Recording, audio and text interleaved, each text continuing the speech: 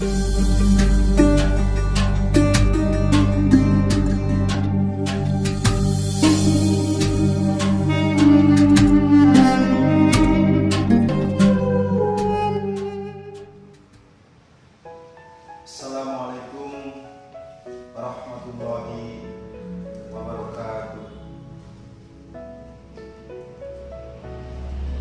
Bismillahirrahmanirrahim. Alhamdulillah wassalatu wassalamu ala rasulillah alladzi la nabiyya ba'dah. Asyhadu an la ilaha illallah wa asyhadu anna Muhammadan abduhu wa rasuluh. Para pemirsa semuanya, sama-sama Allah Ta'ala. Allah Subhanahu wa Ta'ala menurunkan Al-Quran secara mutawatir melalui malaikat Jibril dan disampaikan kepada Rasulullah Muhammad SAW. Satu periode di Makkah, sedangkan periode yang lainnya selama beliau hidup di Madinah. Al-Quran adalah kalamullah yang apabila kita membacanya maka akan diberikan pahala Allah Subhanahu wa Ta'ala, pahala yang berlimpah, yang dilipat gandakan huruf demi huruf. Begitupun bagi orang yang mendengarkannya, Allah akan limpahkan rahmat, limpahkan berkah yang sangat melimpah untuk keduanya, yaitu orang yang membacanya dan orang yang mendengarkannya. Para pemirsa semuanya, adalah sebuah kitab yang oleh Allah Subhanahu wa Ta'ala akan dijaga umurnya, tidak seperti kitab-kitab yang lain. Al-Quran dibaca di negara manapun, di belahan dunia manapun, tetap berbahasa Arab. Oleh sebab itu, karena kita adalah termasuk di negara yang bukan berbahasa Arab, atau dalam bahasanya dikatakan ajam. Ajam itu non-Arab. Maka kita diwajibkan untuk belajar Al-Quran. Dalam belajar Al-Quran ini juga harus jelas gurunya siapa, sanadnya kemana, supaya kita mendapatkan berkah dan nikmat dari Al-Quran tersebut. Karena Al-Quran cuma ada dua. Yang pertama syafaat, yang kedua adalah laknat dari Allah Subhanahu wa Ta'ala. Kita tinggal memilih mau yang mana, apakah mau laknat atau syafaat dari Allah Subhanahu wa Ta'ala. Oleh sebab itu, maka ada sebuah hadis yang mengatakan khairukum man ta'allama al-Qur'ana wa 'allama, muttafaqun alaih. Rasulullah SAW kalian adalah orang yang belajar Al-Quran dan mengamalkannya. Para pemirsa semuanya yang saya hormati dan dirahmati Allah Subhanahu wa Ta'ala, dalam belajar Al-Quran, selain kita tadi harus tahu gurunya siapa dan juga syarat Qurannya ke siapa, di dalamnya ada berbagai literatur yang diatur sedemikian rupa supaya kita menjadi manusia yang Qurani, menjadi manusia atau generasi penerus yang mempelajari Al-Quran, baik cara membacanya sesuai dengan tajwid, makhraj hurufnya, dan juga hal-hal yang berkaitan dengan kaidah-kaidah yang harus dipelajari dalam Al-Quran. Maka Allah Subhanahu wa Ta'ala sangat menghargai, sangat mencintai kaum Nabi Muhammad SAW yang mempelajari Al-Quran, apalagi mengajarkannya. Maka subhanallah, sangat mulia sekali ustaz-ustaz di kampung-kampung, di surau-surau, di masjid-masjid, di pelosok-pelosok desa yang istiqomah tiada lelah mengajarkan Al-Quran dari A sampai Z, dari dasar-dasarnya dulu sampai mereka mampukan 30 juz di Nador misalnya atau tahsinnya. Mereka lah yang sebenar-benarnya ustadz, guru yang hakiki di mata Allah Subhanahu wa Ta'ala, karena keistiqomahannya, ketawaduannya, keikhlasannya tanpa pamrih, apalagi mengharapkan balasan, imbalan dari orang-orang yang menitipkan anaknya untuk diajarkan mengaji kepadanya. Itulah the real ustadz, yang istiqomahnya tiada tara, yang keikhlasannya tiada bandingnya.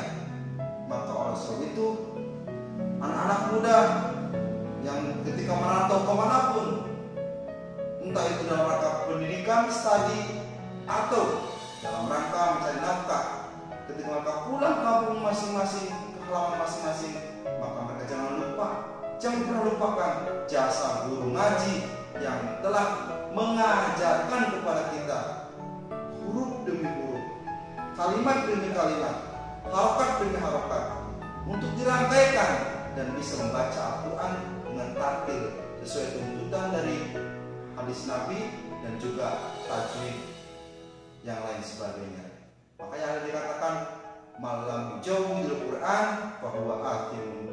Barang siapa yang membaca Al-Quran tanpa kaidah tajwid, maka hukumnya atim, yaitu orang yang berdosa. Jika kita membahas Al-Quran secara mendetail, sangat istimewa sekali kedudukan Al-Quran di sisi Allah Subhanahu wa Ta'ala. Al-Quran adalah wahyu terbesar dari Muhammad SAW, yang di dalamnya diterangkan berbagai macam literatur hukum-hukum agama, literatur segala tentang cerita-cerita kaum dahulu, masa-masa umat yang berhak kepada Nabi-Nabi sebelum Muhammad SAW. Hadirin yang budiman, para pemirsa yang dirahmati Allah Subhanahu wa Ta'ala. Oleh sebab itu, mari kita didik anak-anak kita didik keluarga kita untuk memahami Al-Quran. Kewajiban kita sebagai orang tua adalah mengajarkan mereka untuk membaca Al-Quran.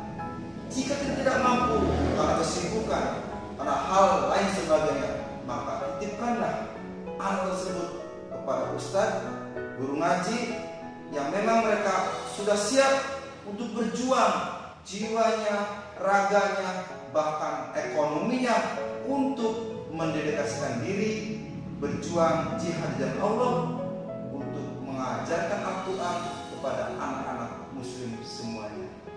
Hadirin kaum muslimin muslimat yang berbahagia, para pemirsa yang budiman, Al-Quran adalah kitabullah yang di dalamnya termaktub berbagai literatur, termaktub secara hukum semuanya. Bahkan hukum yang pertama yang oleh Allah SWT disyariatkan adalah Al-Quran. Setelah itu baru Al-Hadis. Setelah Al-Hadis adalah ijma para ulama, dan yang terakhir adalah qiyas. 4 pilar hukum agama Islam ini adalah sebagai landasan umat manusia untuk memahami bagaimana tata cara beribadah, bagaimana tata cara mengenal Tuhannya, bagaimana cara bermuamalah bersama makhluk hidup, dengan tetangga bagaimana etikanya, dengan sama teman bagaimana etikanya. Oleh sebab itu, Al-Quran adalah sumber dari segala hukum. Makanya orang yang membaca Al-Quran atau memegang Al-Quran harus mempunyai wudu terlebih dahulu. Kenapa? Karena kalam-kalam Allah, wahyu-wahyu Allah disentuh kecuali oleh orang-orang yang suci. Suci dalam apa? Suci dari hadas kecil dan hadas besar. Hadirin para pemirsa semuanya yang budiman, marilah kita sama-sama bekali anak-anak kita, cucu-cucu kita, warisan yang tak terhingga, warisan yang tak ternilai, warisan yang akan pernah lekang oleh waktu, warisan yang mana di dalamnya adalah yang tidak akan pernah putus terus-menerus, yaitu Al-Quran Al-Karim.